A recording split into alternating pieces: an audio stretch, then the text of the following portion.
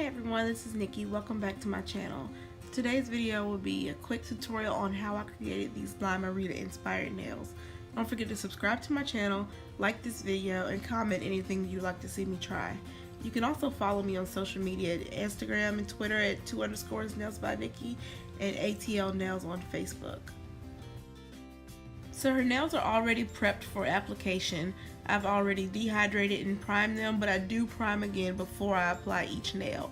So for the first step, I'm giving her an overlay on her natural nails with C&D Warm Pink. These are going to be jelly nails, and I personally do not like to see the natural nail through the acrylic or the jelly design, and she had a little bit of damage from pulling off a previous set, so I definitely wanted to use a cover powder so that none of that would show through my design. If you wanted to see my acrylic prep, I'll include a link to the video that I've posted on that in the description box below.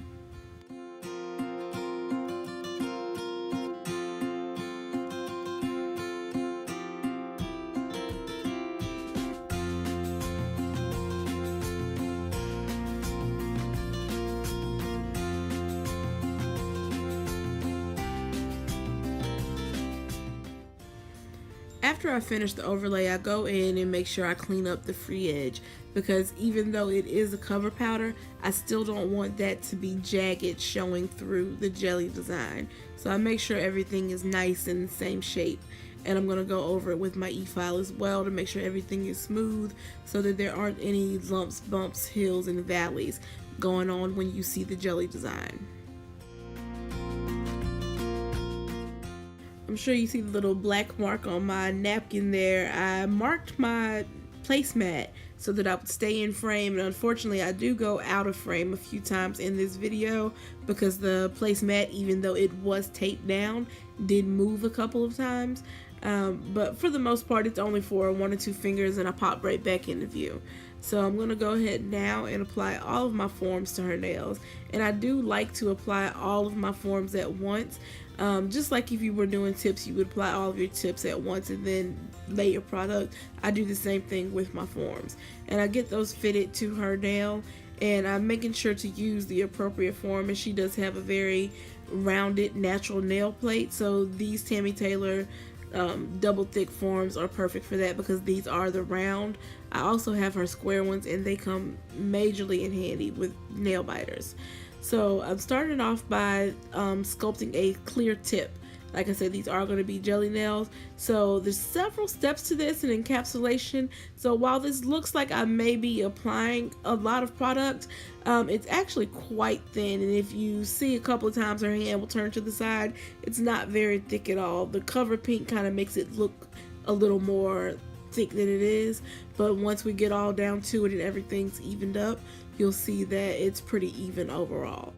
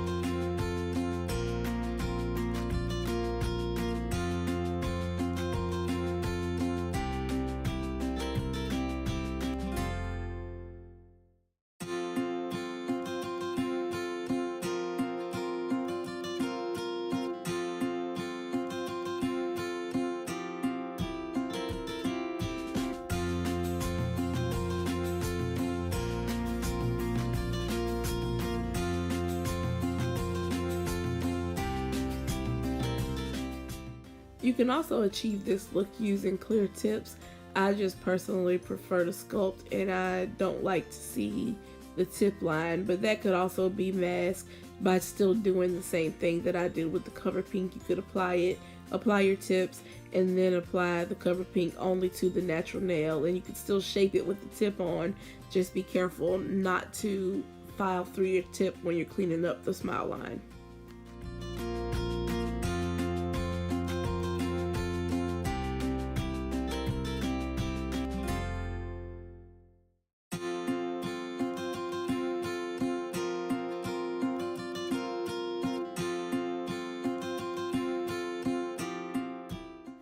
I was really just kind of freestyling what I was going to do with the design, so the glitter was somewhat of a last minute decision, but I am so happy that I used it. It turned out beautiful. And I'm just going to randomly kind of put it in different spots and do different little designs with it. Some will be swirls, some will be glitter fades, and it just turned out so pretty under the jelly polish.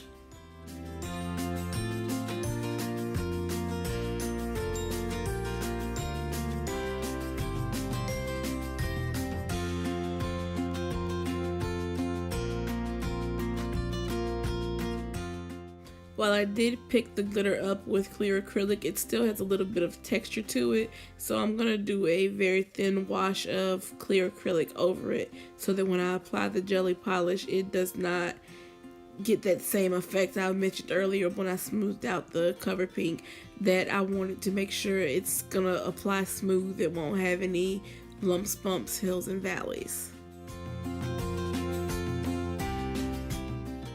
The jelly color that I'm using is actually regular nail polish. It is from the Young Nails 6-piece jelly collection, and I am going to be encapsulating that. I knew that I wanted the jelly color to be under the fimo slices that I'm going to use, so I put that on first, and then I'm going to make sure it's completely dry before I encapsulate it, which it will be because I'm going to put all of the pieces in first, and that's going to take time, so it's drying as that's happening.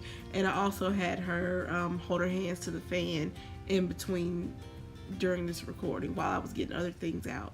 So I'm going to go ahead, I pre-cut some of the slices so that I would have a wedge look to them, and I'm just going to go through with my little KDS glue and glue those on. Those two middle fingers kind of go out of frame a little bit, but it comes right back in for the rest of them. When I'm putting my pieces in, I'm mindful of where I know I'm going to want to build up the nail thicker. So I don't put a whole lot of pieces too close to the cuticle, and I don't put a lot too close to the tip. The majority of my pieces are going to be towards the center of the nail where it will be the thickest. There's a few nails like this one where I am getting closer to the cuticle, but again, like I mentioned, they look like they're a little bit thicker, and I think that cover nude kind of gives it that illusion. But once I encapsulate them, I'm not going to actually drill off any of the pieces. Everything's going to be well encapsulated, and the nails won't be bulky when I'm finished.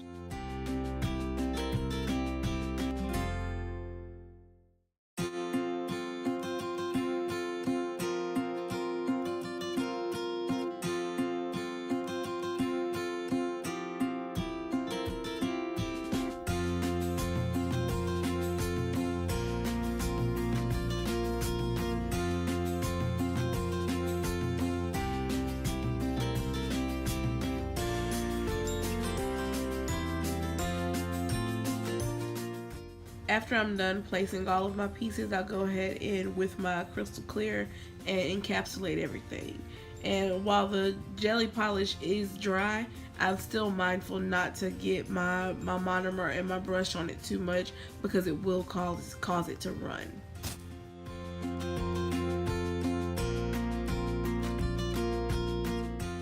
As I start to encapsulate the nails and they start to take shape, you really get more of an idea of how thin and flat they were beforehand. And that's really the key when you're encapsulating things, is that you want whatever that base layer is going to be is to be really, really thin, so that when you cap everything in clear, number one, you're not going to be drilling through the design that you created on the base layer, and also so that you're not having to have your nail be so bulky just to cover the stuff up. So it may initially be a little bit bulky while you're trying to make sure everything is encapsulated in the nail, so there's no gaps or spaces or anything, but the finished look should not be bulky if you do that base layer thin.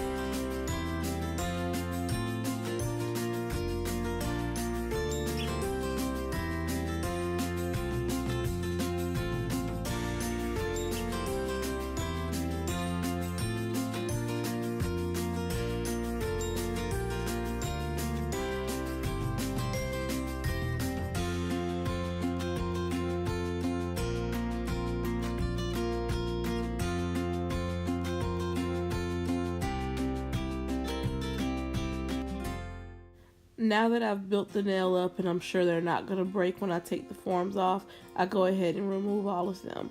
Like I said, that base layer was really thin, so I was scared if I took them off too early, the nail would snap if she bumped it doing something else. So I go ahead in with my e-file and I go ahead and clean up my sides with that as well, especially because we did several layers of encapsulation and it was with clear. I didn't know if I had any, you know, kind of runoff or anything. I was pretty good about keeping my side walls in check, which is very much a time saver when you're filing, but I do like to take my e-file and clean up the side walls before I go in with my hand file.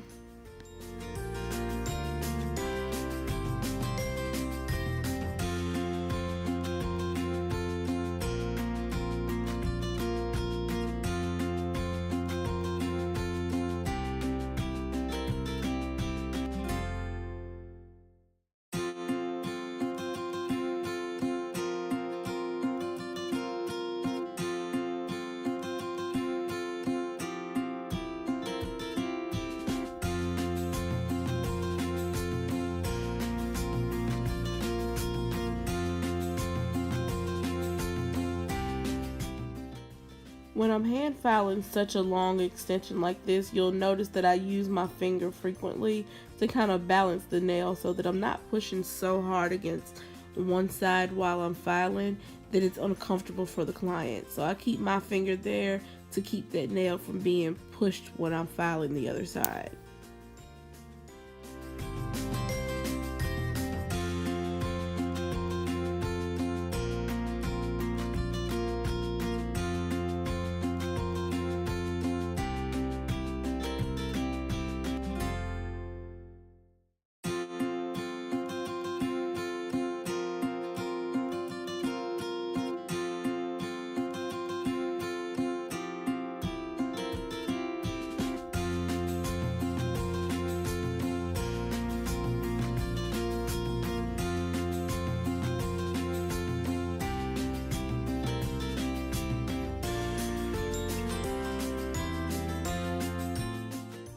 Once I finish with my filing, I like to look at the nail from the client's view. I turn it around so that I'm seeing it how they see it. That helps with making sure all of your nails are even and that you see any lumps, bumps, or crooked nails that you may not see when the nails are facing you, but they'll see when they turn their hand around. After I'm done with all my filing and shape checking, I go in with a orange buffer, and I like the thin one better than the block, and that's just my personal preference, but I just buy these from a local nail supply store, but I have seen them available on Amazon as well.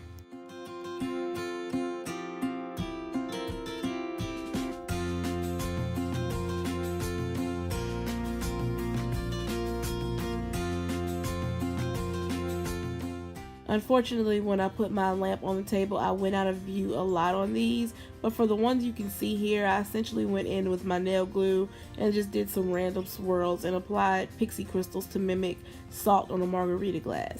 So I hope you enjoyed this video. Don't forget to like, comment, and subscribe, and if you try this, tag me so I can see your recreations.